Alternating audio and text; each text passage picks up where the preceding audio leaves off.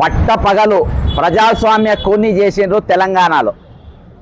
వాళ్ళు వీరో కాదు.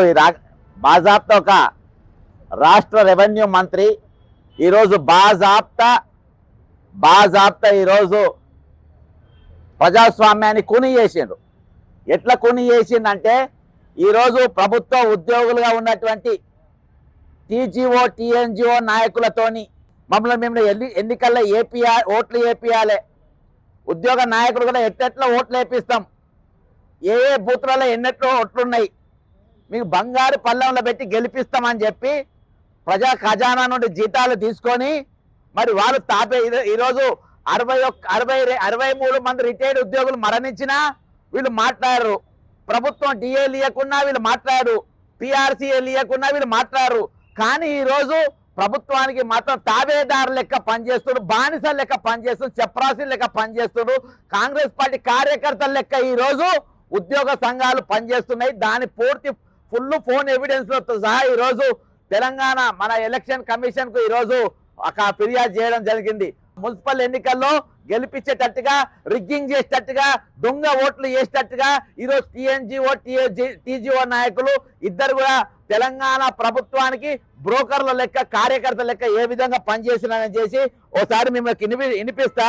ఇది ఒక టెలికాన్ఫరెన్స్ కార్యకర్తలు నాయకుని మధ్యలో జరిగింది కాదు. ఈ టెలిఫోన్ సంభాషణ కాంగ్రెస్ కార్యకర్తలకు, పిసిసి అధ్యక్షుడికి కాదు, బాజాప్తా ప్రభుత్వ ఉద్యోగులకు, రాష్ట్ర మంత్రికి సంబంధించిన ఆడియో ఇది.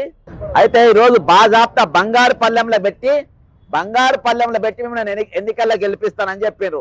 నా డిమాండ్ ఏంటంటే ఇవాళ ఏ డిమాండ్తో ఇచ్చిందంటే ఓ ప్రజాస్వామ్యాన్ని కూనీ చేసినటువంటి వ్యక్తికి ఈరోజు ఫ్రీ అండ్ ఫెయిర్ గా ఎలక్షన్ జరగాల్సిన పరిస్థితిలో ఈ రోజు రాష్ట్ర మంత్రి, రెవెన్యూ మంత్రిగా ఉన్నటువంటి వ్యక్తి ఈ రోజు ఏ విధంగా రిగ్గింగ్ చేయాలి, ఏ విధంగా దొంగ ఓట్లు వేపియాలి, ఏ బూత్లలో ఎట్లా ఓట్లు వేపియాలనో ఈ రోజు బాజాప్తా సంభాషణ ఏదైతే చేసిండో ఆ వీడియో మొత్తం కంప్లీట్ గా వైరల్ అయింది.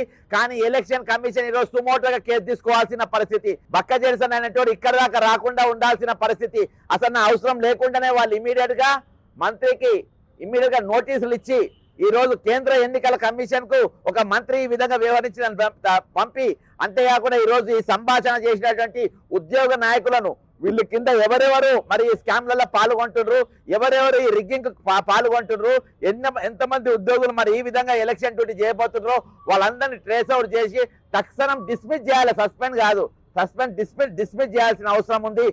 కానీ ఆ విధంగా ఈ రోజు ఎలక్షన్ కమిషన్ చేయకుండా ఈ రోజు ప్రభుత్వానికి మీరు మద్దతు లెక్క పనిచేస్తున్నట్టుగా ఈ రోజు బాజాప్తా కనబడతా ఉంది. ఎందుకంటే వీళ్ళు కూడా ప్రభుత్వ ఉద్యోగులే కదా, ఇక్కడ ఉన్న వాళ్ళు ఏం ఆకాశంకి ఊడిపడ్డోళ్ళు కాదు కదా. ఇవాళ నేను అన్ని ఫోన్లలో ఎక్కడ చూసినా ఇది నడుస్తూ ఉంటే ఇవాళ దాకా ఎక్కడ కూడా వీళ్ళ పైన యాక్షన్ లేదు. కాబట్టి ఈ రోజు ఎలక్షన్ కమిషన్ వెంటనే వీళ్ళ పైన మరి అందరినీ డిస్మిస్ చేయాలి. అంతేకాకుండా ఈ రోజు గత ఎన్నికల్లో చేసిన మాదిరిగానే ఈ ఎన్నికల్లో కూడా చేస్తారంట. అంటే మన గ్రామ పంచాయతీ ఎన్నికల్లో కూడా వీళ్ళు మొత్తం దొంగ పనులు చేసిన ఉదాహరణ పొంగిలేటి శ్రీనివాసరెడ్డి అనేటోడు ఒక్క నిమిషం కూడా నీకు ఆ మంత్రి పదవుల్లో కూర్చోనికి అర్హత లేదు. నువ్వు ఏ పార్టీ ఎక్కడ అధికారం ఉంటే ఆ పార్టీకి సంచులేసుకొని తిరుగుతూ ఉంటావు, ఎక్కడ రూలింగ్ ఉంటే అక్కడ పోతా ఉంటావు, ఎక్కడ పచ్చకుంటే అక్కడ నిలబడతా ఉంటావు.